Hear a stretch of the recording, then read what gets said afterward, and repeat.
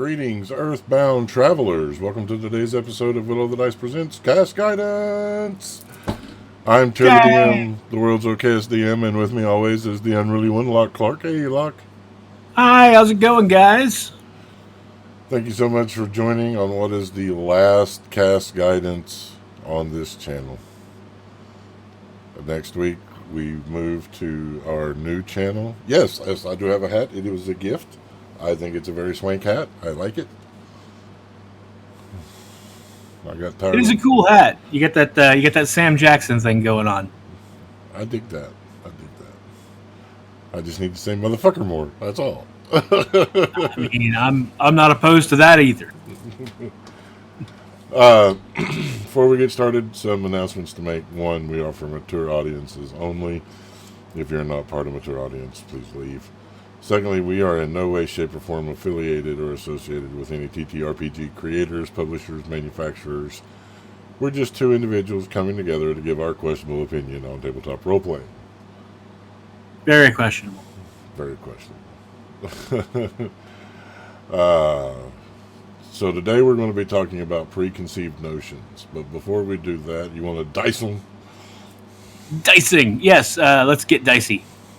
Hi, gamers. I'm still Loch Clark, and today I'm going to talk to you about our partners in this endeavor, Level Up Dice. Find purveyors of luxury dice for all your sexy dice needs. And yeah, just because we're leaving the channel doesn't mean we're not still big fans of Level Up. Doesn't mean we're not still going to be promoting them even when we move to our own channel, because they've been really good to us, and we really enjoy their products, and we still endorse them heavily. So today we're going to talk about are you into like sort of like cosmic artwork, the nebulas and space scenes, just like real cosmic vibe? You need to check these dice out if you are, because they are chef's kiss cosmic. These are the light purple impression on Jasper Truestone dice. Now, if you don't know, Truestone, when they cut dice out of semi-precious stones, there are chunks left over that aren't big enough to make into dice. And so what they do is they grind those pieces of semi-precious stone up into powder, and then they add different semi-precious stones together, and they put them into molds, and they fill it with resin. And so you wind up with a die that's 20% resin, 80% semi-precious stones, and they get some really cool patterns out of it. And these, like I said, are cosmic. You need to go check these out. To do that, you're going to go through our link, because it makes us look good to the company, and you want us to look good to the company, right? So you're going to use that link, which is https://bit.ly/L, Will of the Dice, all one word. That's bit.ly/LUD, Will of the Dice. Go check those out. They are in the new releases section, and they are out of this world. Also, I'd like to thank the musician who made our theme song. That'd be our very own Patrick Taylor. Thanks, Pants. Thanks, Pants. Oh, so it's Friday. Woo. Amen. Friday at noon. It's hard to believe we've been doing it this long. Right? I mean, this is our 22nd episode of this show. Yeah. Of just you and me sitting down to talk and people actually paying attention and shit. And that's mind-boggling. But very cool. Yes. We're glad you all come along for the ride. We really are. Yeah. So preconceived notions, that's our topic today. So go ahead. So please. What got this topic started was that we were having our After the Rolls recording last night, and I brought up the fact that Ren's Goliath Paladin, it didn't dawn on me until midway in the combat that it was a fucking paladin, because it's a Goliath, and Goliaths are always barbarians. and so that inspired Loch, and we decided the day would be about preconceived notions and how they can affect the game. Now, my first thought was, like there are certain races, you look at them, they pop in your head, and a class pops up with them in your head, and if not a class, at least like certain like sort of given traits about them pops into your head, like, and that's fine because that's what we've sort of been told all of these years. That's what we've gleaned from the source material, and it's left an impression on us, and there's nothing wrong with that. We talked last week about the new race rules that are coming out in Mordenkainen's Monsters of the Multiverse, and how they're completely revamping race, and they're getting away from those stereotypical things. They are doing great strides, and we fully endorse them sort of busting our preconceived notions and opening it up to play. And it is my fervent hope that 5 years from now, 10 years from now, D&D is like the people playing D&D barely remember those preconceived notions that they had at one point or another. But yeah, you look at, Goliath is a new race, but despite that, you look at a Goliath, and because they're half giant, and the way giants have been portrayed in D&D for most of D&D, they're a very barbaric race, and so Goliaths seem to just be a natural offshoot of that. And so you look at a Goliath and you think barbarian stereotypically, just like you look at elves, and because very much Lord of the Rings, Rangers are one of the first things that come to mind for any species of elf. Yes. Mages being the next thing that come to mind.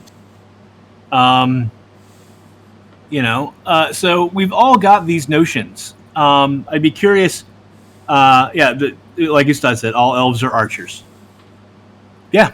And so feel free in the chat if you've got a stereotype or a preconceived notion or a race that when you think of that race, a class pops into your head, or vice versa. There's a class that when you think of that class, a race automatically comes to mind.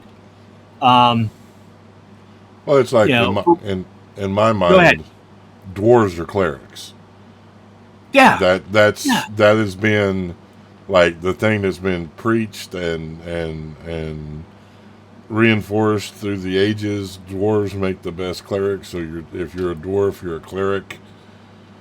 They are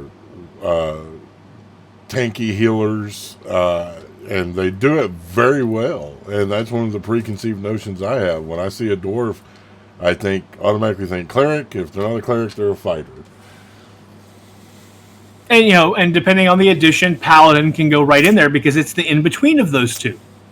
And so it doesn't break that preconceived notion in your brain. And I'm the kind of person, I like to play the juxtaposition. I like to build characters that purposely step on that preconceived notion. One of my favorite characters I ever got to play was a Dwarven Ranger. I still have a Dwarven Ranger that I play. But the first time I ever played a Dwarven Ranger, I wrote what I thought was a really cool backstory of why a dwarf would be a ranger. I made him very atypical for his people. And that's because I like to break those molds and see where it takes me. But yeah, I'm like, for whatever reason, and I don't know why, but and maybe I'm not alone in this, but like, you say warlock, and my first thought is tiefling. Under the current system, like that's, and warlock is a fairly new class, and tiefling is a fairly new race. They came about as playable things close to the same time. So like, you say warlock, I think tiefling.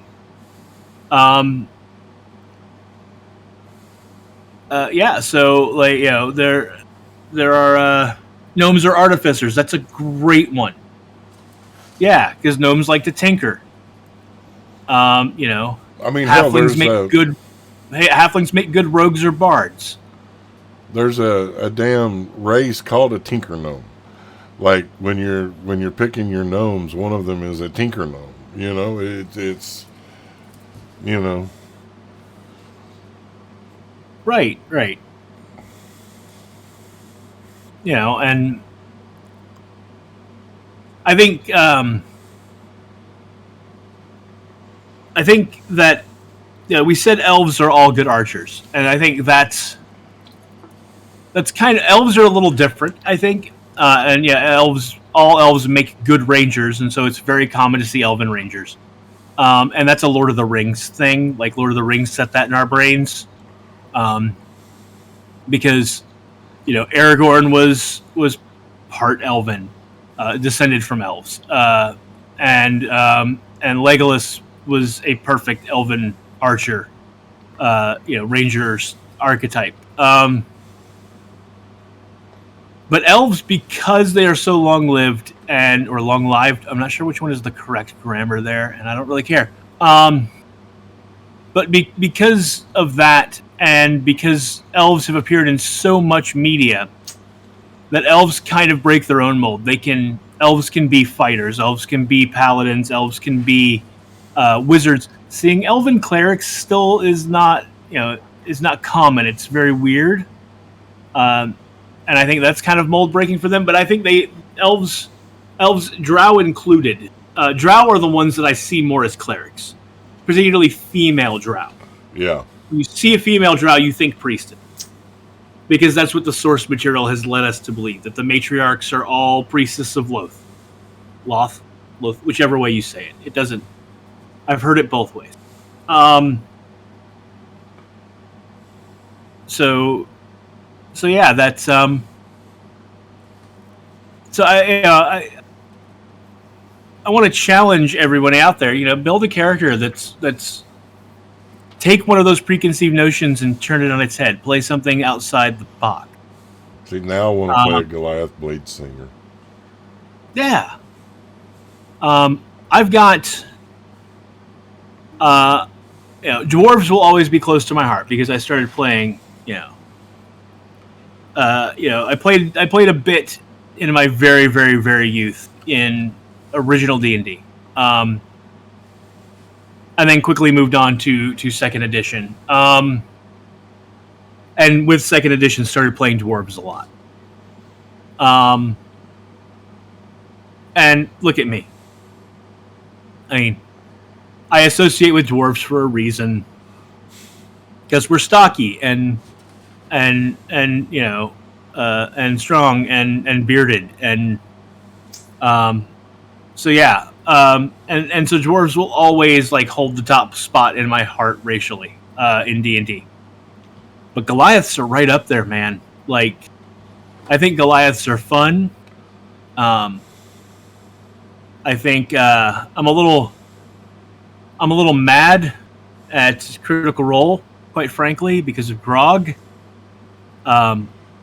Because my one complaint about Goliaths is their lack of facial hair, as written. Now, any world, any DM can say that that's different in their world, but Goliaths, as written, do not have facial hair, and I, as a bearded guy, I want my character to have facial hair. I want it to resemble me a lot of the time, depending on the character. And so, the fact that Travis Willingham made his Goliath eventually get facial hair through the game, through magical means, went out of his way to get facial hair for his Goliath, means that anytime I put facial hair on a Goliath now, I feel like I'm copying him in some way. And it's ridiculous, because my first thought when I saw Goliath would be they'd be cool with a beard. And it's just that he beat me to it. But, yeah, I've got a Goliath who's very Indiana Jones based. And he's a druid, but he's very archetypically based on Indiana Jones, because I thought that would be fun. and and also a big character like that with wild shape. Just there's a lot of fun to be had there, in my opinion. I got a tangent I have to cast now. Oh dear, cast your tangent. So you brought up that you feel like you're copying Travis Willingham, and I get that. A lot of people judge other things by holding it to the mirror that is Critical Role. Folks, Critical Role, while amazing, while awesome, while Matt Mercer is a great DM, is not the end all be all of D&D. Now, I love me some Critical Role. I'm not bad-mouthing them. But they were DMs that were doing shit like that before Critical Role. Just like they were DMs that had anamorphic cats before Tabaxi. I had a race called Pantarians. I had a race of turtle people before Turtles came out. Things have been going on for generations. So don't compare everything to Critical Role. Critical Role is some good shit. Matt Mercer is a great DM. I'm not taking anything away from that. I'm just saying, and I'm not saying that you were doing that. I'm just saying that I've seen it so much, especially here lately with the cartoon and everything. Everything is not judged against Critical Role. No, absolutely. But I'm saying that and this is an issue that this is a trap I fall into a lot, and I have to get over myself with it a lot. I'm very aware of my own shortcomings here, that whenever I've had an idea sort of simmering at the back of my head, but I haven't gotten a chance to implement that idea yet, and then something in popular media beats me to that idea, then I feel like if I use that idea, I'm copying them, even if I had that idea simmering, if it was part of the sort of cultural zeitgeist, or just that me and the person who did it in popular media are sort of the same mind. We both had that same thought. I mean, look, you can look at Hollywood and that there are people having the same thoughts at the same time all the time. How often do we see studios announce movies that seem like they're going to be the same movie? Yep. And they come out in the same year. The easiest one to point at for me is Armageddon and Deep Impact came out in the same year. They got announced at about the same time. Their commercials started coming out very close to each other. And they're both about a meteor strike that's going to end the world. Now, the movies tonally are very different, but two different writers had that same idea at the same time and wrote stories that are very similar. And they both got greenlit, and they both got made, and they both came out in the same year. Yeah. So, it happens, but there's always a part of me that goes, everyone's going to see this and just think that I'm copying that piece of media over there. And, if I am copying the piece of media over there, I will straight up say it. Bjarnor is Bobby Singer. That's what I based him on. I liked the archetype. I'm like, I need a hunter, and Bobby is my favorite character on Supernatural, and I'm gonna. How fun would it be to make Bobby a dwarf? That's and to make him curmudgeonly, because I'm not a curmudgeon, so it's a stretch for me to play that every week. I'm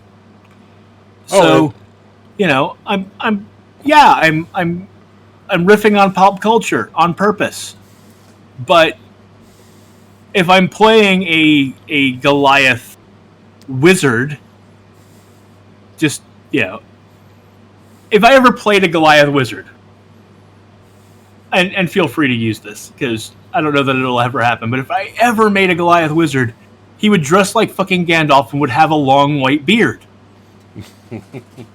Because that's what wizards are. And even if it wasn't if he, no matter what he had to do to get himself a long white beard, I would make him a character who does things because that's what's expected of wizards. You know what I mean? He would pigeonhole himself to the wizard archetype because that would be fun to play with. And it would be hilarious to see a giant Goliath in, robes with the big wizard hat and the long beard and the long pipe Like, I think that'd be great. And that, that plays with my juxtaposition itch very well. I think that would be awesome. Maybe that I'll win wasn't- that for a one shot. And my tangent wasn't directed at you, brother. I've seen a lot of negativity and a lot of shit in the last week, and so since the cartoon The Legend of Vox Machina, which, by the way, I've only watched the first 3 episodes and I still need to watch the next ones, but from what I've seen so far, it's pretty good. It is great D&D. If you're a fan of D&D, I can't look. Yeah, well, let me finish right quick. Okay, go ahead. Yeah. Let me finish right quick. Sorry.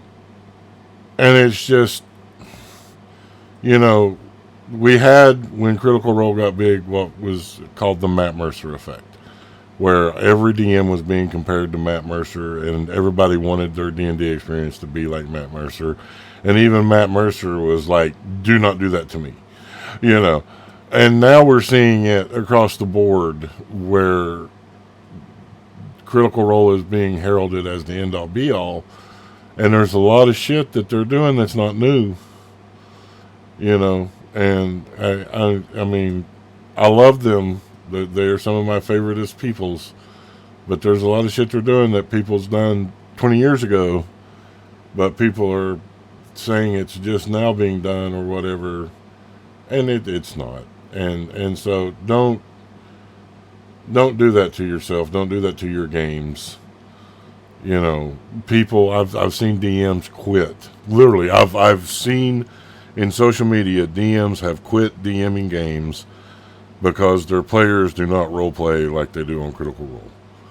And you can't expect those are trained actors. Right.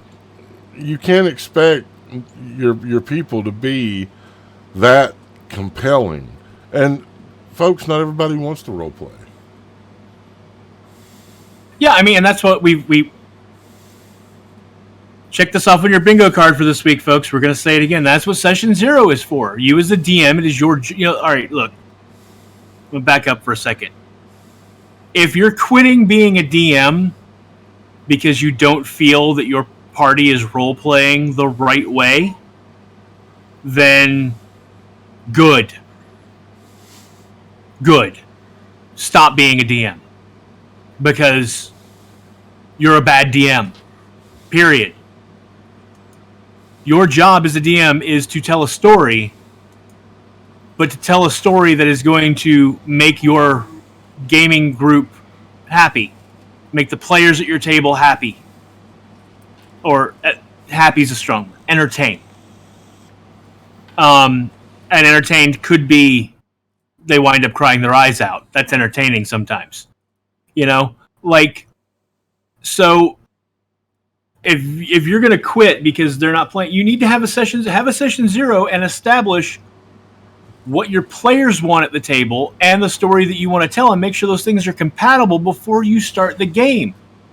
Don't start the game and then decide they're not playing right. That's a failure on your part, DM. That is a failure on your part. You didn't do your session 0, you didn't do your due diligence, and you tried, you got a party of murder hobos. You know what? I know guys who play murder hobos. I've talked about it before. The back of the Champions 2E, 3E, I don't remember which, rule book, there was a section that helped the game master identify the types of players at the table. And one of them was called the hack and slash. They are the murder hobo. They are the guy or gal who works a 40-hour work week and comes home exhausted, and on the weekends, they just want to hit shit with a sword to work out their frustrations from their work. That's all they want. They don't want role play. They don't care about story. They want to roll click-clack math rocks and make something die. Exactly. Because it's catharsis for them. And if that's what your table is, run that fucking game. And if running that game doesn't make you happy, let someone else run that game.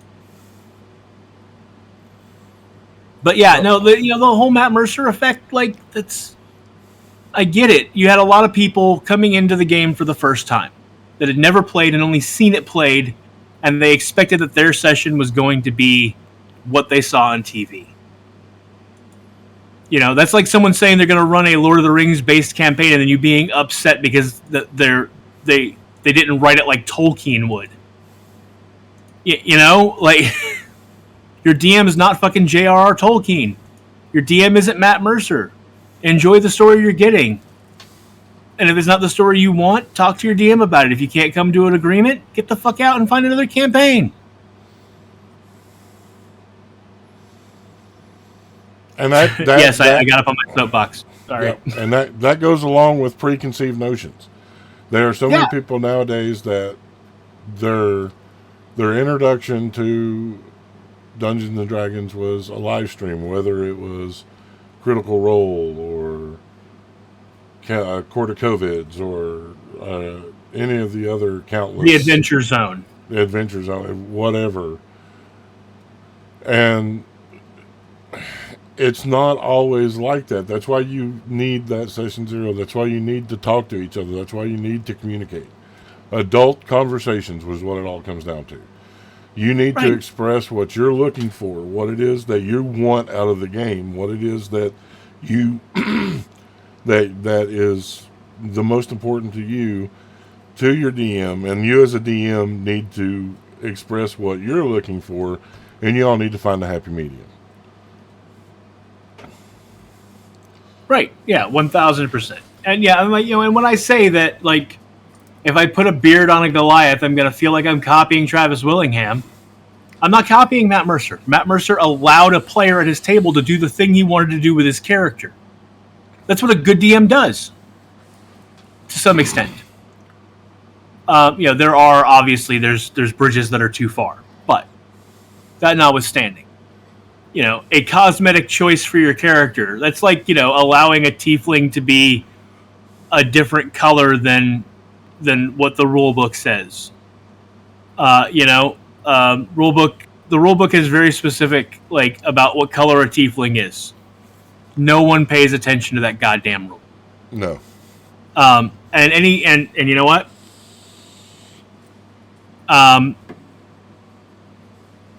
If you're a DM and one of your players says, unless your campaign is specifically, or you're playing in a league that is specifically rules as written only, and you have a good reason for running your non-league game as rules as written only, there is no reason not to allow a cosmetic change to a race.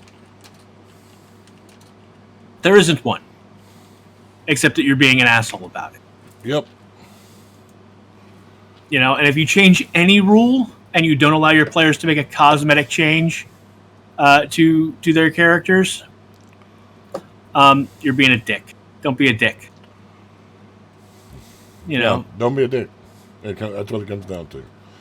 Players aren't going to be happy playing a character that doesn't look like the way they see their character in their brain. And if I see my Goliath as having a beard, you know, no matter what the rule book says, a good DM's going to go, yeah, you're going to have a beard, sure.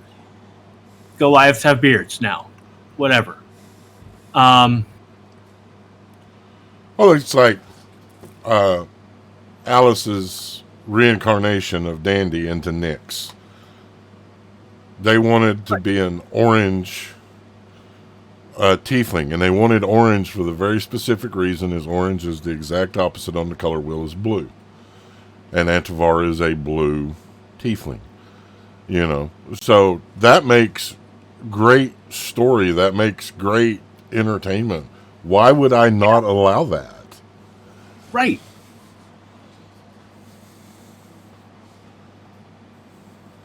You know, and you know, me as a DM, I'm fond. Like I said, I'm fond of playing with the juxtaposition. I'm fond of breaking the trope, if you will. I love tropes.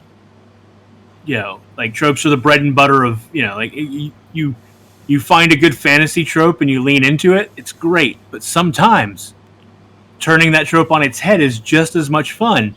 And so if a player, you know, says to me, "Hey, I got this idea. I want to play this race, but I want to do this with it." Unless I have a specific story reason to say no to them, I'm going to say yes. And even if I have a specific story reason to say no to them, I'm going to find a workaround that makes them happy. Right. You know, so yeah, sometimes you gotta let go of your preconceived notions. You have to drill down and unpack. Does this change what I wrote for the campaign in any way, shape, or form? Then why does it matter? And if it does, well, how much does it, and can I still work with that? This is your job as a DM. This is what you do. You manage these things, and you make your players happy with not just the story you're telling, but with the character they're playing. Yeah, there's a reason. You look at how many online video games, how much money they make on microtransactions for skins for your character. Why? Because everyone wants to make their character look the way they see them. Exactly. Right? Or you see that new cool armor skin and you're like, oh, that's badass. I want to rock that. It's the way we are as people. It's ingrained in us. So, make your character your own. And part of doing that is making the character look the way you see them looking.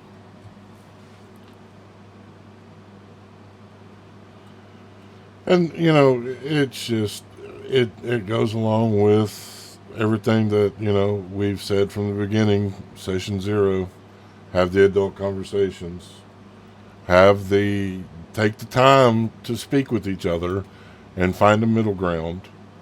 And, like, talking about, like, copying people. I've been accused of copying Matt Mercer because Runith Kesha has 2 visible moons. Runith Kesha has 3 moons. One is only visible during certain times. But that was established 20 years ago. Runith Kesha has been 30 years in the making, and the twin moons was established over 20 years ago. So I'm not copying anybody. If people want to compare me to Matt Mercer, that's fine. He is an excellent voice actor. I am not. He is a great storyteller. I am. I'll go toe to toe with him any day. I may lose, but I'd still go toe to toe with him. I love Matt Mercer, but Matt Mercer is not the DM god.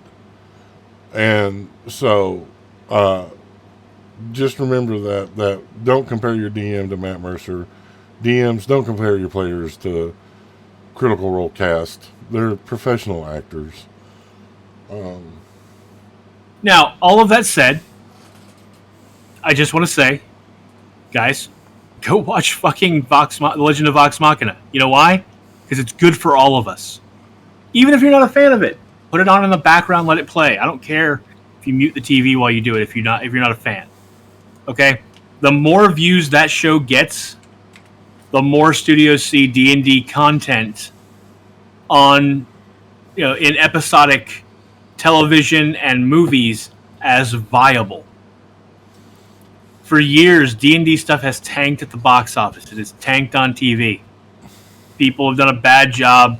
We got some cool independent movies that are D&D based, but for the most part, D&D as a property has been shittily done.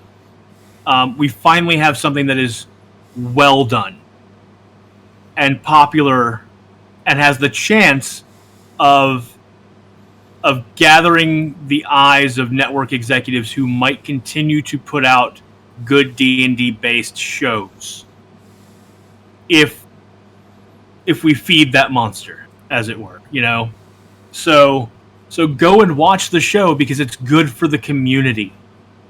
It's good for us getting to see more D&D content in the mainstream from Hollywood. That's my opinion. And I fully stand behind that. It helps us, That show takes off, we'll get more shows. Eventually one day, maybe we get a Scions of Oblivion cartoon. Who fucking knows? That would be right awesome. Now it'd be awesome. I'm not holding my breath for it. But the chances increase the more D&D stuff is successful in the marketplace of mainstream Hollywood. So go fucking watch the show. Give them the viewing hours. I'm sorry about the knocking. My dog is scratching an itch behind. But yeah, so go watch the show. Give it the views, man. Like you're only helping yourself and your community out by doing so. All right, we're gonna go ahead and take our break. I need caffeine. Yeah, I'm running to the bottom of the cup. Let me find the thing so I can hit the button. And Find the thing. We'll be back in 10 minutes, guys.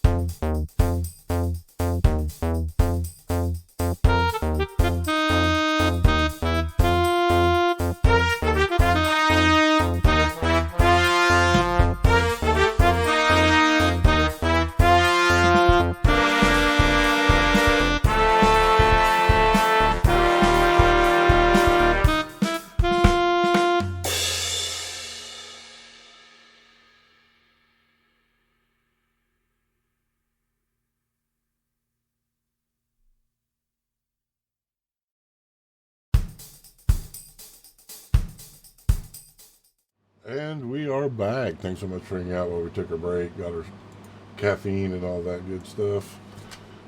Sending out many positive thoughts to you, Holo the Wise Wolf, that you do not have COVID again. Having suffered from COVID, I know it sucks. So, sending you lots of love and light. Thank you, everyone. We're talking about preconceived notions and whatever hell else pops up, because we like to cast tangent on this show. I also want to give a big shout out to Bianca for tier sitting while my other sitter is traveling, and safe travels to my other sitter. Thank you for being here to help me, because I'm disabled and need help. And there's nothing wrong with that. There's nothing wrong with that. I am differently abled, and I'm okay with that. Hey, I get a cool parking space. It's Gotta look at the bright side of life, as they say. Always get a good parking space. Get to ride the cool little scooters at the store. So, I'm going to build a Goliath Blade Singer now. I think that'll be awesome. Talking about the juxtapositions and everything, I'm going to build a Goliath Blade Slinger. I have no idea what to name them, but I'm going to build one. I look forward to playing in a game with them, because we've got some one shots coming up, and we'll see what happens. I was thinking about it while we were on break. So I'm sure most of you know the story of how we got here. Originally, we became partnered with Level Up Dice, and we're Diceomancers, and we were doing our podcast. We started off, Scion's Oblivion started off as a podcast, and we were partnered with Level Up, and we were advertising for them. And you're supposed to gain a certain amount of XP and levels within the company before you get to broadcast on this channel. One of the shows on the channel was doing several of their party members, some of the cast members weren't available on a particular, I think, Saturday night. So they decided to run a one shot instead, and asked, and they were looking for someone to join in, and the people at Level Up invited Tyr to come and play in that one shot, and he agreed, and everything was set. And then about an hour before they went live, I got a message from Tyr that said, "Hey, they just had someone drop. They're worried they don't have enough people to do the one shot. Are you available? Can you jump in last minute?" And I, being the guy that has at the time, I think I had 20 something instead of 60 something characters in my file folder for D&D Beyond, was like, "Yeah, I can jump in right now," and jumped on and figured out what tweaks I needed to make to the build to make the character work and play the character, and then that game session spawned the idea that would become Dark Queen of the Shadowed Rose, which is what got us our own show on the channel, and then expanded out into us having 3 shows on the channel, and so on and so forth. But the important part of that story for this is the character I played in that one shot was the exact opposite of a preconceived notion. And I've got his mini here. See if it'll focus on that. He's a halfling barbarian, who was hilarious to play, was a lot of fun, and it was all me playing with the idea of a small but very strong and very rage-filled character, because I thought it was hilarious, and he was great to play. The audience ate him up. And so that's kind of our birth on streaming, was me playing a a juxtaposition character, a character that broke the preconceived notions of, what does a halfling look like? Well, halflings are small and nimble and quick, and I made a character that was none of those things. By the end of that game, he had befriended a T-Rex and was riding around on a dinosaur that he took home as a pet. So you can. There's a lot that you can do when you break free of your preconceived notions about what a character should be, about what a race and a subclass look like together, or a race and a class look like together. The idea of, when I think of a halfling barbarian, I hearken back to, there was an old cartoon, not like me old, but came out in the late 90s, early aughts, I think, called Recess. And the kindergartners were feral children in that show.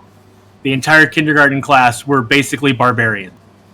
And that stuck with me. And that was sort of the impetus of the character was he's this tiny, cute little dude who is just angry and fierce, and it's kind of cute that he's so angry and fierce.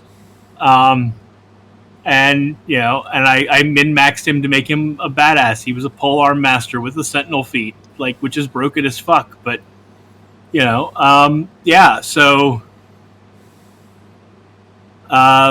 and that was the first time we got to play in a game with a blood hunter, which is the only reason I wasn't playing a blood hunter. I was dying to play a blood hunter at that point because I hadn't gotten to play one, and I loved the idea for that class.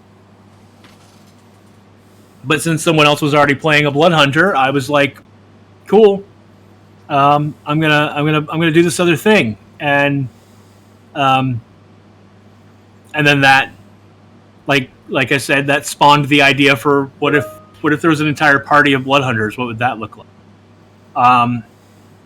Sometimes you gotta, sometimes breaking the mold is the thing that makes the most fun. And so my little halfling barbarian, whose name escapes me, it basically meant smash. It was I don't know, I can find him real quick, but yeah. So I think that would go hand in hand with your Blade Singer Goliath, the complete opposite of what people expect. Yeah, it was interesting because you and the individual that was playing the Blood Hunter both voiced what would an all Blood Hunter game look like. And that got me to thinking. And then Atlanta from Level Up was asking for ideas for one-shots or small story arcs. And I pitched it, and they wanted a full campaign. And the next thing you know, we're streaming. His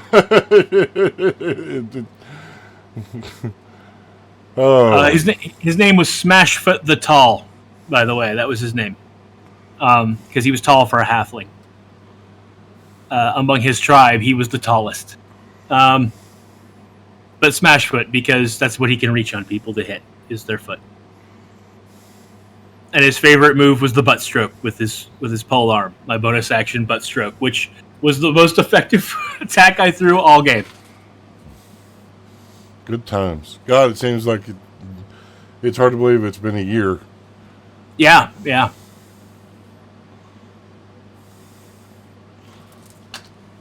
Oh, so guys, what are your thoughts on preconceived classes, subclasses, preconceived notions in the game? What's your thoughts on anything? We love the interactivity of this show.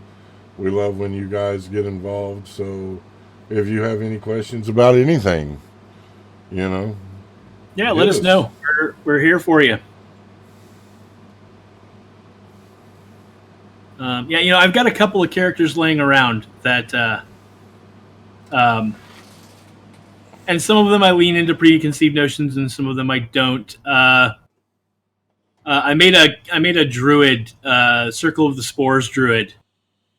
He's a furbolg, but I made him a psychedelic hippie. Nice. I made him for a one shot that was supposed to happen, DM'd by someone else on Level Up, and that game never came to fruition. So he's just been sitting in my folder for quite a while. One day maybe I'll break him out for something. That would be cool. Black Dragon has a question. He wants to know, what's the most hated preconceived class idea?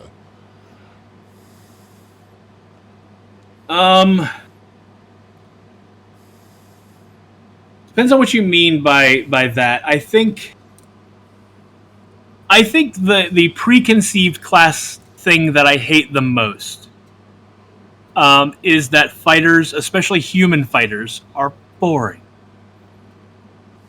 Because, and I think that spawns from the fact that you have so many other options in D&D that it seems like a default character. That fighter is the most boring class, and the most boring race you can pair with that class is a human. The game that we were playing before we started doing the podcast, Tyr's quarantine game, that's what I built. I built a human fighter battle master because I wanted to take what was widely considered the most boring idea in D&D and make the character interesting. And to this day, still one of my favorite characters I've ever played. Because he was anything but boring. Because I wrote him a good story. I wrote him with pathos. I wrote him with depth. And you can do that with any character class. You can do that with any archetype. You can take an idea that everyone says, ugh, trite, boring, been done a million times. Who cares? Be original. You can take that and be original with it. I made a fighter who refused to pick up a sword. I used only shields. Tyr, like a good DM, worked with me to figure out how to make shield bashing a primary attack. And to let my character, give my character magic items and things that let him do cool shit with a shield. He fought with two shields, a buckler on one arm and a full-size shield on the other. And the buckler he had ranged attacks with because he had a chain of returning, so he could throw the shield and yank it back to him. Because Tyr doesn't allow for multi-classing, I wanted to take a dip into Barbarian and take one level of Barbarian, just so I got Barbarian Rage, because I wanted the character to have anger issues. Well, instead of that, Tyr let me have Frenzy. Anytime that a party member fell in combat because of post-traumatic stress from his time in the war, the character had to make a saving throw not to go into a frenzy on the battlefield. And there were a couple of times when I failed that saving throw, and it could have gone really bad for the party. Fortunately, there was a bad guy right in front of me, and I managed to make the save after the bad guys were dead and not attack my party. But me attacking my party was always a real concern. Anytime that I saw one of the party members fall, it became, a danger game because the character had issues he was trying to work through. He carried a sword but refused to draw it. He was a fun and interesting character because I didn't play him like a typical human fighter, but that's what he was. Yeah, I think that my most hated preconceived notion on classes is that Rangers suck. There is such a big voice right now that Rangers are just the lowest of the low, weakest of the weak, and you're just not playing your Ranger right.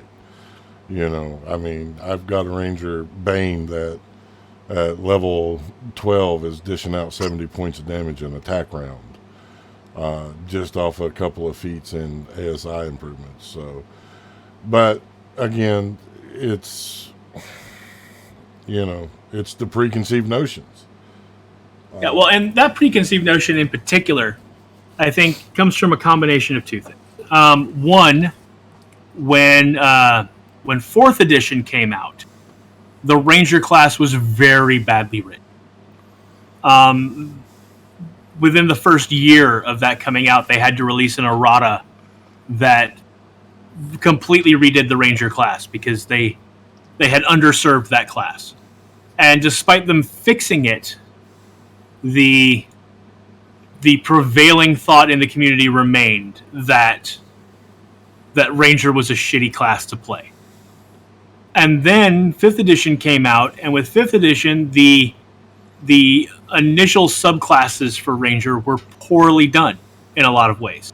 They have since gone back and done a lot of stuff to fix them. When Tasha's Cauldron of everything came out, it fixed the original Ranger subclasses a lot.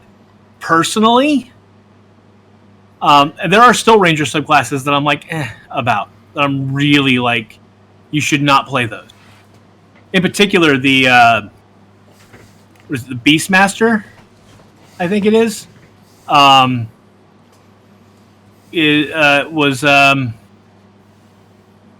don't think Beastmaster should be a subclass for Ranger. I think Animal Companions should be a standard feature with all Rangers. I think the abilities that Beastmaster gets as a Ranger should be core class abilities. That should not be a subclass. I agree. Those should just be... Rangers should get those abilities, period, the end, and then you get your subclass on top of it. And I think it would make the Ranger a better class overall.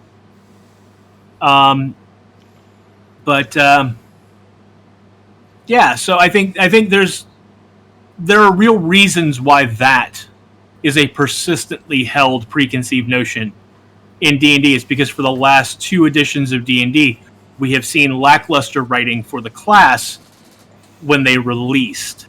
They have fixed it in both instances, but the damage was already done by the time they got around to fixing. Yeah. So, that's... but yeah, some of the Ranger subclasses are fucking amazing. Gloomstalkers... That's one of my favorite.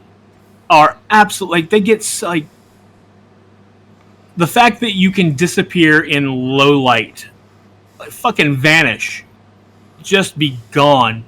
Bad guys can't find you, and you can still see them because your dark vision gets improved.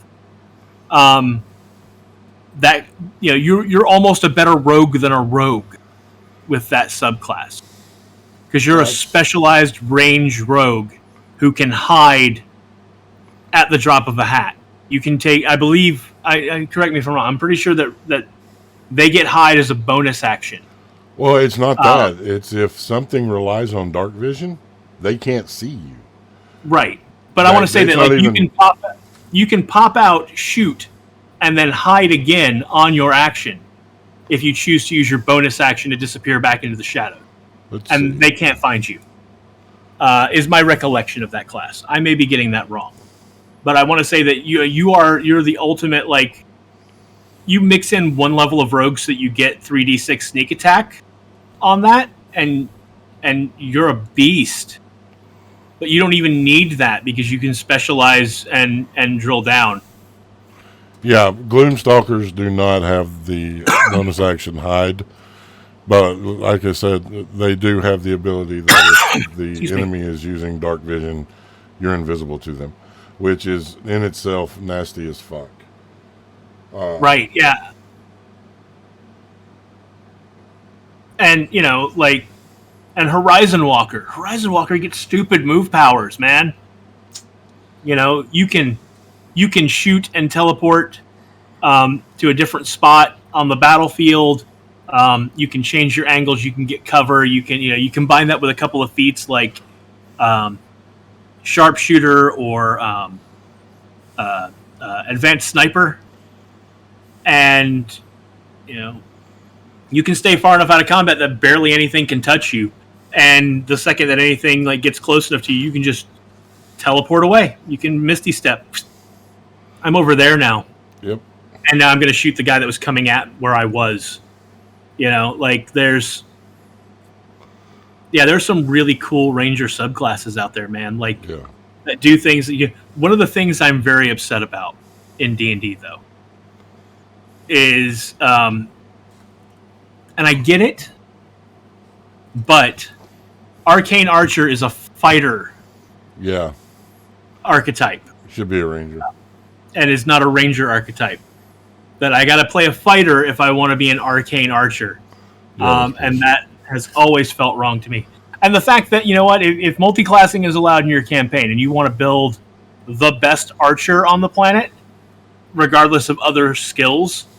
Now, for me, playing a ranger was always about the utility of the class, more so than the fighting prowess. Yes, you should be able to fight and fight well, and you get enough bonuses that you can spec yourself to do what you want to do in combat, whether that's 2-weapon fighting or ranged attacks or whatever. But that said, that if you want to build the best archer in D&D, the way to do it, in my opinion, is to multi-class fighter and bard. Yeah. Right quick, going to chat. Black Dragon says Rayburn is awesome. Rayburn's a ranger. They are. Lollipop says that rangers get bad name in a lot of other games as well. And then Holo's like that they really want help making a character for when they can run their one-shot. Well, Holo, you've got my email address. If you get on Discord, we can hook up on Discord. I can help you build your character. I'm more than happy to do that. Help you learn anything that you need to learn to run your one-shot, to play in your one-shot, so that you can have the experience of being a D&D player. It's a puppers. It's a poppers. Say hi, Zoe. You know, scruff monster. So absolutely. When any of us would be happy to help you, Hollow. I think, and part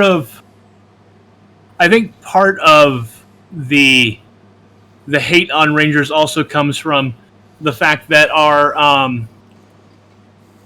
us old school players, the thing that being a Ranger got you was that you were good at archery or good at ranged attacks, and you got to fight 2-weapon fighting as sort of a free thing with the class.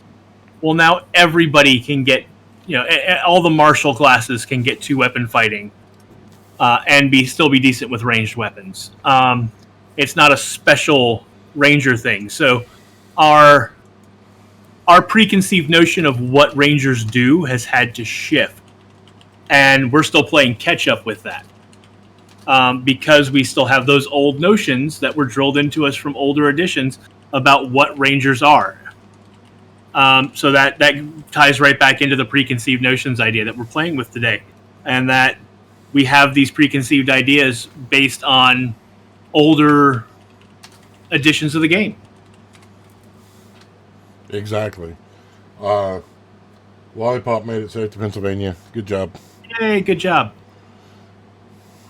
So, my next preconceived notion that I got to bitch about is that D&D players are all stinky, sweaty, sexually harassing basement dwellers. Who aren't good, who aren't socially adept with anyone, especially the opposite sex. Yeah. This is a very, very unfortunately earned preconceived notion in certain circles, in certain time frames. This used to be the case. There was a lot of creepy stalker fuckers and a lot of gatekeepers.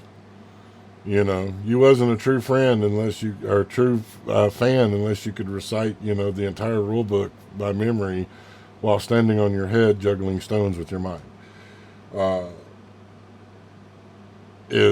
But because of things like Critical Role, because of things like the Big Bang Theory, things that have brought geekdom to the mainstream, we're seeing a lot less of that gatekeepery bullshit and more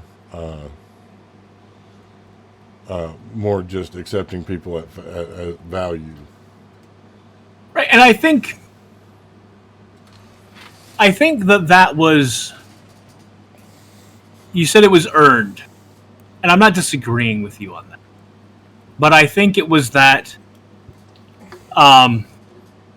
the people who were the most vocal, who were the most out about playing D&D, were the ones who had bad social cues, who that D&D was their whole life.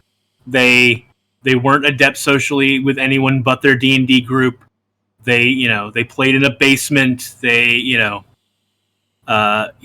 know, I started off playing in basements as a kid, and that caused a stigma that then became a feedback loop, because that stigma was out there. So if you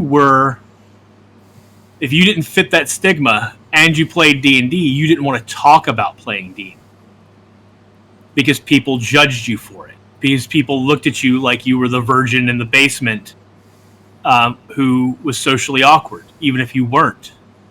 So it became sort of a self-fulfilling prophecy that the people that talked about D&D were the ones who fit that stereotype, and everybody else didn't talk about playing D&D because they didn't want to be pigeonholed into that stereotype. And it was only when geek culture started to come into the mainstream more that people started opening up about, I play D&D, and the rest of the society started seeing us as, oh wait, we started challenging that preconceived notion. Oh wait, he plays D&D? Well, he's got a girlfriend. I can't tell you how many times that got said to me. What do you mean you play D&D? You have a girlfriend. Yeah, and you know what? My girlfriend plays D&D too. Dun, dun, dun. But no, girls don't play D&D. There's your preconceived notion right there. Yeah. Girls don't play D&D. My college gaming group, there were 9 of us in that group. Now, at any given time, we generally didn't have all 9 of us. There was always someone who didn't show up for a game, so it was very often a party of 7 and a DM. But there were at least half females, half women at the table playing D&D. It was a very balanced gender group. So, when people found out, I guess you don't want to hang out with girls, you're playing D&D. I'm like, dude, half the people playing are girls. What are you talking about? Oh, girls don't like D&D. Kind of girls I like do. I don't know what you're talking about, man. Yeah, that's another preconceived notion, which I'm glad to see is being knocked down. I'm glad that we have 2 awesome female players on our cast, Alice and Ren. They are absolutely phenomenal role players. Ren is also an absolute phenomenal DM. If you haven't had the chance to see their DM, you can check out YouTube for their one shot. Me and Loch play in a monthly game that they run. They do well. So females are in the hobby space. Females are kicking ass and taking names in the hobby space. So if you're female and you're like, well, I want to play, but I'm female, do not let that stop you. They are numerous females right now that are in D&D that are kicking ass, taking names. Hollow says that the main reason they never played was because DMs didn't want a girl at the table because girls didn't play D&D. They can watch but not play. That's some bullshit. I'm sorry that happened to you. That is some gatekeepery bullshit. Yes. And you should not have been subjected to it. But you know what? Maybe count yourself lucky that you didn't play in that game, because that was probably not a good DM for you, because they weren't open to having a female presence at the table. I hate to say that, but you want to have a good experience. I think it would be worse right now for you if you had gotten to play and had a shitty misogynistic experience thrust upon you at the table, and then you would have been put off from D&D forever. So maybe better that you didn't get to play then, and that now you can find people to play with who are more open-minded, who aren't going to be giving into that gatekeepery bullshit. Yeah, on behalf of real DMs everywhere. I apologize that you went through that. I look forward to being your first DM with the one shot that you won, to show you what the true experience is. And I know that the cast, because you won a game with the cast, I know the cast will welcome you with open arms. We don't do the gatekeeping bullshit. So be thankful that, because I have heard some horror stories, guys. I have heard some hella horror stories. So kind of count your blessings that, they outed themselves as assholes and you have dodged that bullet. Yeah, sometimes it's a superpower. You have to look at it as a superpower. They knew one thing about you, and their response to that one thing about you told you everything about them.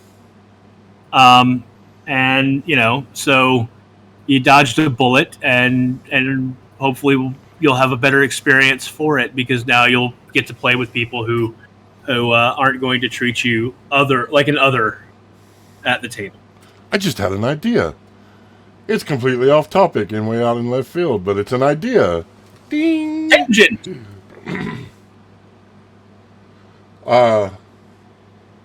What do you guys want our topic to be next week? It's our inaugural show on our new channel, new things.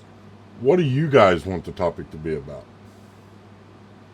Yeah, and if you don't have an idea right this second, you come up with something over the course of the week, tweet it at us. Or post it on our Facebook page. On the Will of the Dice Facebook page, or tweet it at Will of the Dice, or at me or Tyr on Twitter. Let us know if you come up with some good ideas. We'll look into them. I love that as an idea, Tyr. That's great. I'm gonna plug an indie movie real quick, because it deals with this topic that girls don't play D&D.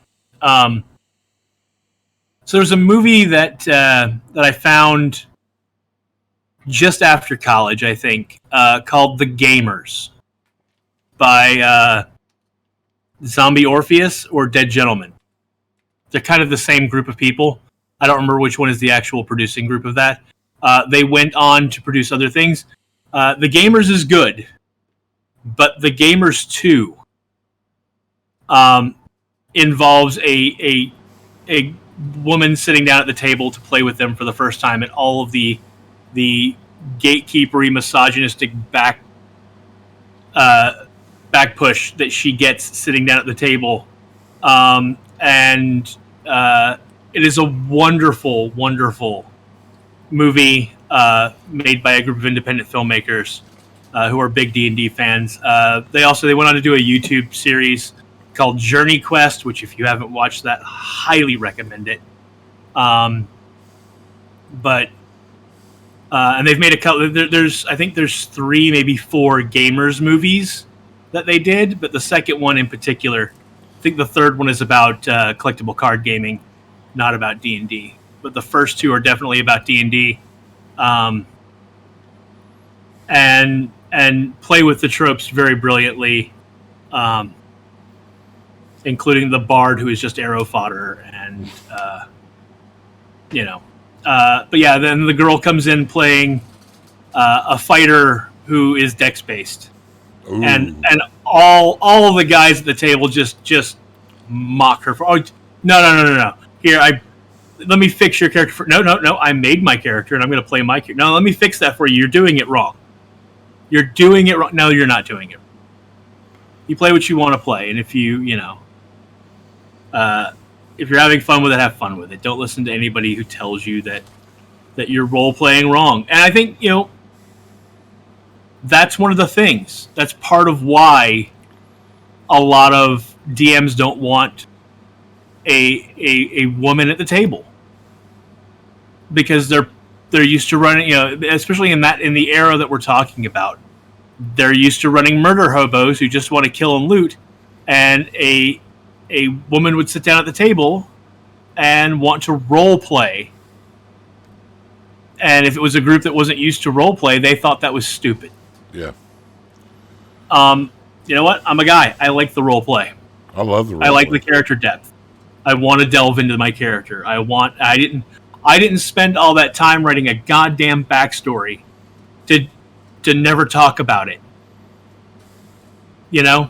Like, why would you write your backstory for your character if you're not going to talk about it at Exactly. the table?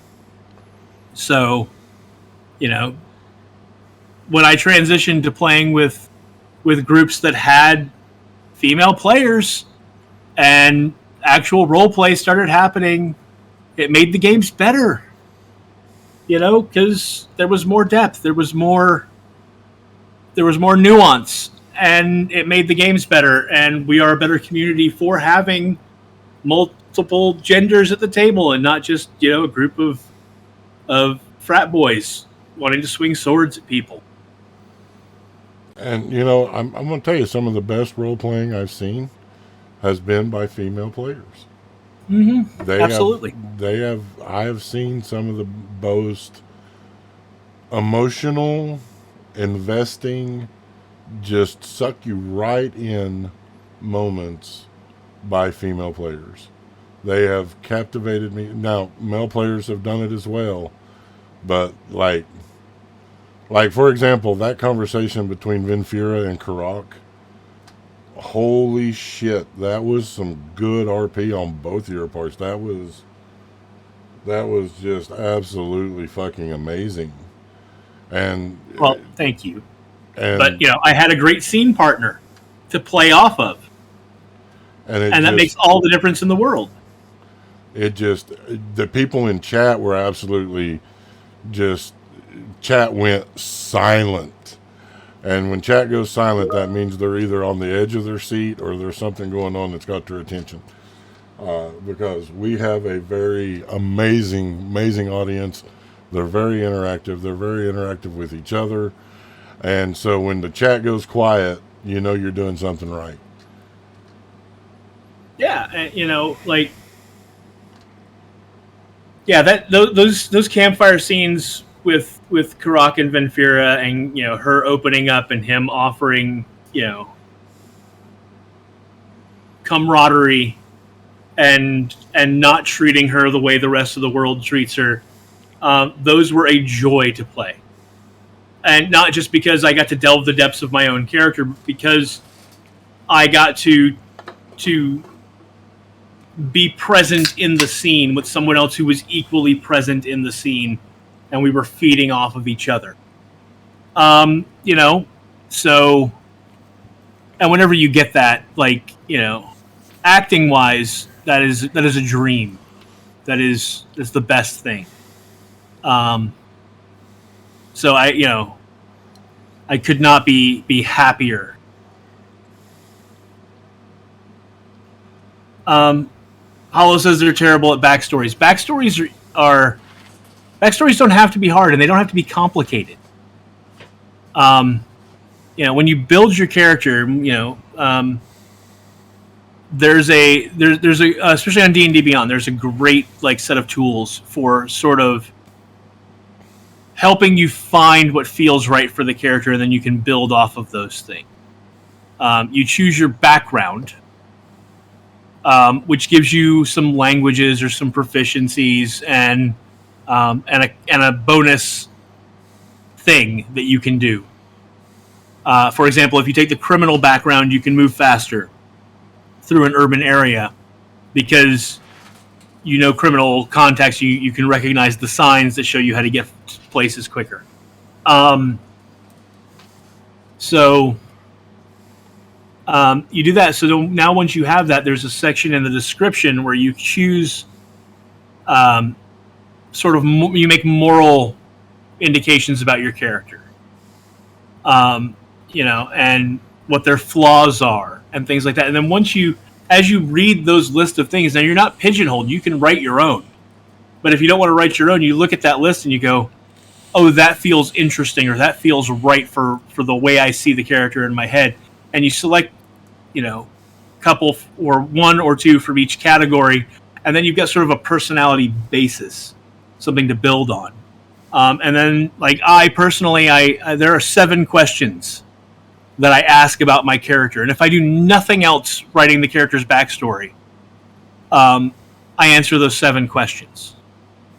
And the questions are things like, are they a hero?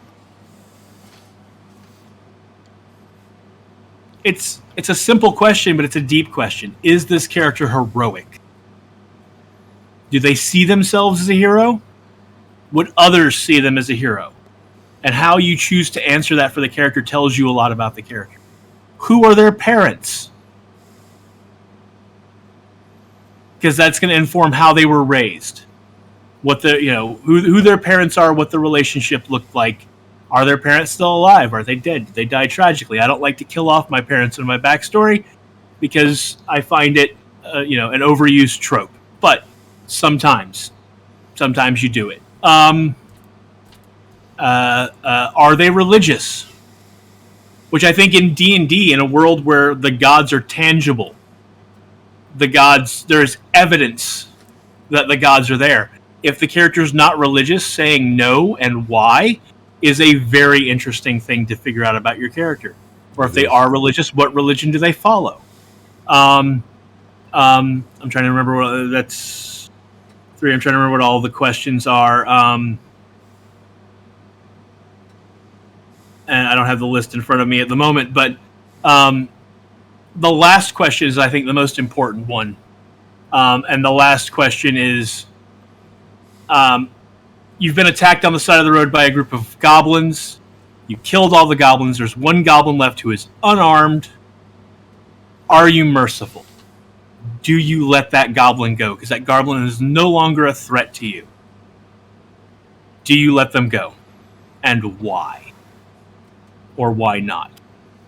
And answering that, how your character, not whether or not the group thinks you should do that, what your character thinks you should do in that moment, is going to tell you a lot about that character. And that, especially in conjunction with the "Are you a hero?" question, really, between those two, you can fill a lot of gaps about the character. You don't need to write a full big backstory. Answer 7 questions. And you was talking about that you were going on YouTube. If you go on our YouTube, Will of the Dice, and look at the cast guidance playlist, there's actually an episode where we talk about backstories. So you can go watch that and see if that'll help you. Yeah, I do believe I list all 7 of those questions in that episode, so you can find them there. And I think I originally got those from a YouTube channel called Take 20. But yeah, full credit where credit's due. That's where I got them, and I was like, that is a good system. It's a system I've been using for a while now. I answer 7 questions. Often I will then get prompted after writing those questions. I will have inspiration to write a backstory, but that's how I start. All right, guys. Any more questions from you guys? We are here to serve. I'm not a Disney princess. No. My parents. Some Disney princesses have. You can have a tragic backstory without your parents being killed. I try not to write tragic backstories, though. I think it's more interesting if your character left home looking for something else other than vengeance or retribution or to escape a bad home. I'm not saying those characters aren't interesting and can't be interesting. They totally can be. Oh, well, yeah, but I've been playing D&D for 30 plus years now. I've done that character background a lot. And I'm just past it. It's no longer that interesting to me to write it. So I try to stretch. I try to write something different.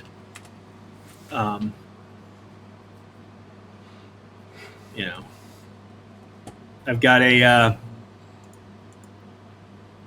tabaxi, not a tabaxi, a Leonin paladin that I play in an occasional game that his parents are alive, but he wasn't happy with where his life was going, and he ran away from home and got mixed up in some bad shit and wound up living on the street as, as basically, Oliver Twist kind of, he fell in with a bad guy who ran a group of child thieves, and eventually he got himself out of it and became a paladin because of the bullshit that he saw happen to his friends in that community, because he put himself in a bad situation. Is that a tragic backstory? Kinda, yeah. But his parents are still alive and out there somewhere, but he made the choice to leave. So, that's... All right, guys, if there's no more questions, we're going to have to wrap early. My pain level just spiked really, really bad. Yeah. Before we go, guys, if you do watch YouTube or you listen to the podcasts or you listen to stuff on Patreon, do me a favor, do us a favor, hit the likes, leave a comment, even if you're just saying first. The comments help the algorithm, gets us put in front of more people. The Patreon feedback lets us know that, the Patreon subscribers are getting what they want. So make sure you do that, and let's remind people who we are, where they can find us, and let's get the hell out of here. Hi, gamers. I'm still Loch Clark, and I play Bjorn Sangar and Karak Shadowstalker on our DQSR and Scions, respectively. And you can find me on the Book of Faces and Twitter pages at Loch Unruly. That's Loch with an H. And soon to find us at Will of the Dice on Twitch next week. Yep. If you haven't already, go follow. That's twitch.tv/Will of the Dice, all one word.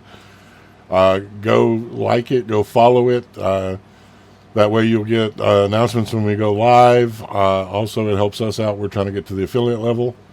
And I am Tyr the DM. I am the world's okayest DM. And you can find me on Twitter at Tyr_the_DM. Thank you so much for joining. And remember, until next time, if someone doesn't know, don't cast aspersions. Cast guidance.